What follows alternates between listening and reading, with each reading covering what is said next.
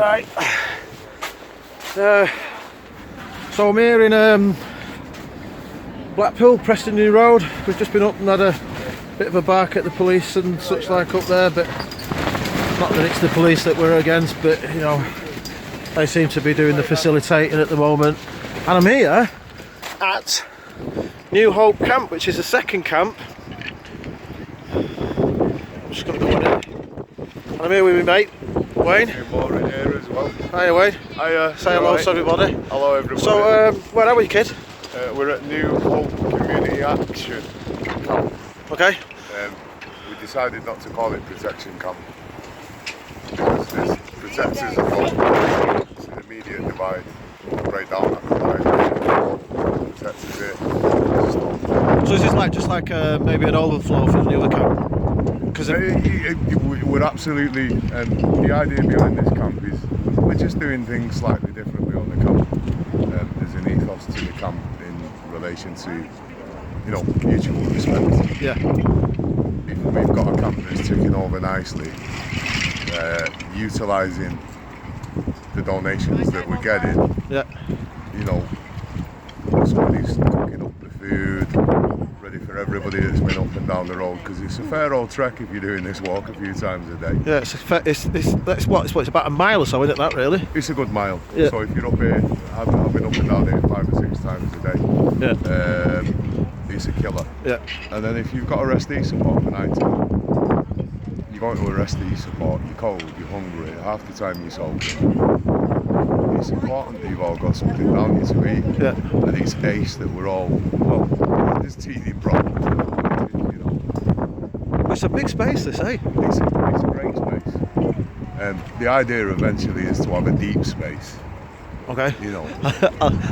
I like the word deep space. A deep space. Yeah. We want a few communal structures that we're going to build, similar that we've done on other camps.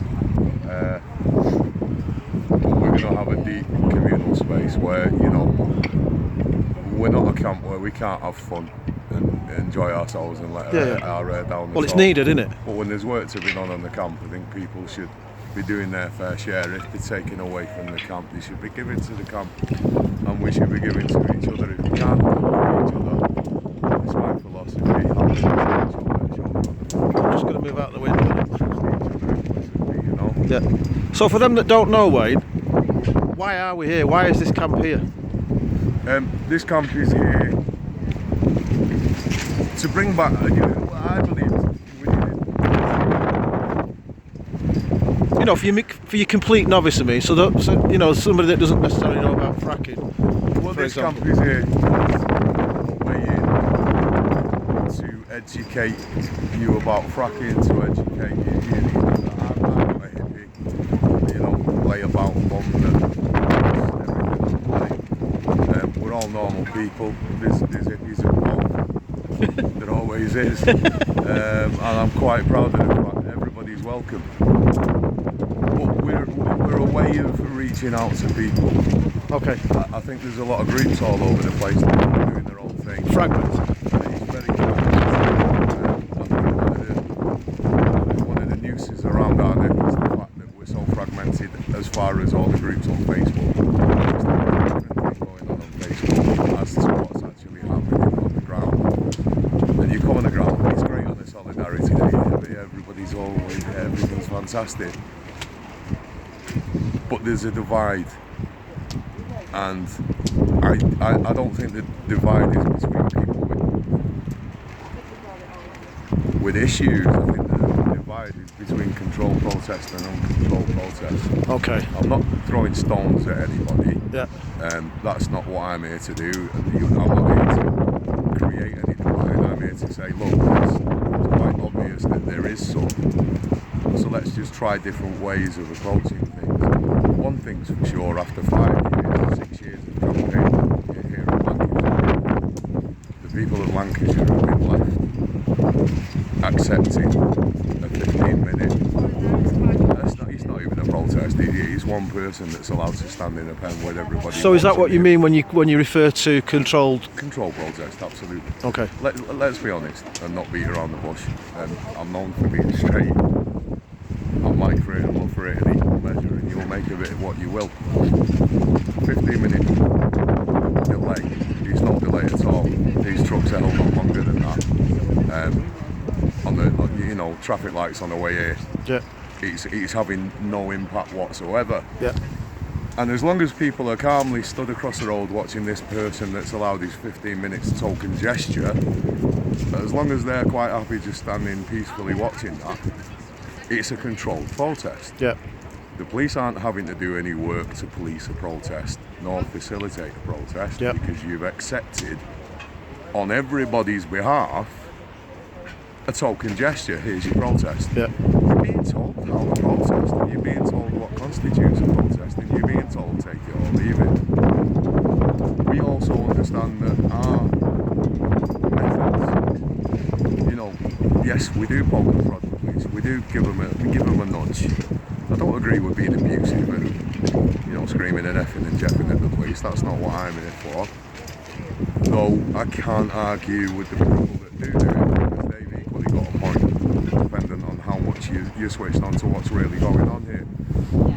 But our aim is to just educate people, educate the police, educate them, bring them back on board, and show them that one man can stop a truck. I'm not bigging myself up, but I've shown that the actions of one human being can have a massive impact. I've shown also that a little bit of organisation can have a massive impact. The controlled protest element of this really don't like it at the moment and don't seem to have a clue what to do, and have begun to align themselves with our methods. Frankly, I'm not falling for it, but every bit helps. I'm not saying if your way of protesting is accepting 15 minutes across the road and that's all you feel you're able to do, absolutely, come stand there across the road. Oh, power to Give the you. police something to think about. Yeah, It's all relative. Yeah. What I'm saying is, please don't accept that 15-minute token gesture because you feel that's all you're allowed to do. There is much more you're allowed to do. What we're trying to do is bring all of these resources, all of these different methods, all of these different ways together in a way that doesn't have an hierarchy, doesn't have a structure. It just has a lot of people that have learned from the mistakes we've made over the last 5 years, really.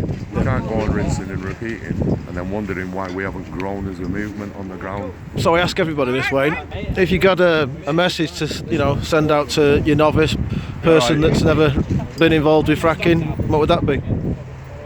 If you could just research it. I got involved when I was, funnily enough, I listened to a BBC report that talked about earthquakes here in Blackpool. 2 earthquakes here in Blackpool, and rumour had it was caused by something called fracking, and I was like, what? Well, they've actually held their hands up to that, haven't they? Well, yeah, they have since, yeah. Of course they have. They've admitted causing 2 of them. Apparently there were 3. Okay. One of them wasn't theirs. Go figure. Yeah. But I wasn't even big on protesting anything in them days because I was going through my own rubbish, trying to live a normal life like everybody else. But I thought, hang on, and I'm not a God believer, but isn't earthquakes an act of God? Are we playing God now, really? We're causing earthquakes. Yeah. And they talk about it being safe and gold standards and all this bullshit, and we're compared to America. We're a lot better than America. We have an arrogance that we're better than America anyway, and that kind of works in the favour of them because our people are believing they won't make the same mistakes. The truth is they will. They already have in this country repeated mistakes. If you look at the Brockham, the company there that's fracking in Brockham had just been found out doing a lateral well they didn't have permission for. These companies are lying, and it's due to our presence and our documenting the evidence, watching what mistakes they're making, logging it, recording it, getting it to the right people. It's not just a bunch of lunatics jumping around in front of the camera annoying the police. If we don't give the police that nudge, you people watching these live streams and these interviews won't actually see what the police are prepared to do to facilitate this. I said to a police officer, I said to a few police officers actually, quite calmly, 98% of people that have done their own research into fracking and fully informed on the effects of fracking. Don't want it. There's no question about it. Yeah, once you know about it, that's it, isn't it? You're against it. Well, that's it. Yeah. That's the See, the there's same no way to social go. License. We often talk about no social license. That's exactly what it is. The council have tried to oppose it here. They've been overruled by Westminster. So this is now, for me, a democracy issue. It's a human rights issue because we're being denied our rights to peacefully protest due to somebody who apparently I'm not allowed to name. But police are on, police are on camera saying names of the person that's made this 15-minute deal that we're all being tied to. That has removed all our rights, not just here in Lancashire, but right across the country. Well, people need to be aware of the implications of these deals and not to do deals on behalf of, potentially thousands of people, hundreds of thousands of people, hopefully millions of people, because the more people that we can get on board and educate about fracking and show them that this camp is a welcoming place and we have loads of different ways of doing things, I think we do finally have a chance to turn this round and stop it. Brilliant. Thanks, Wayne. Thank you.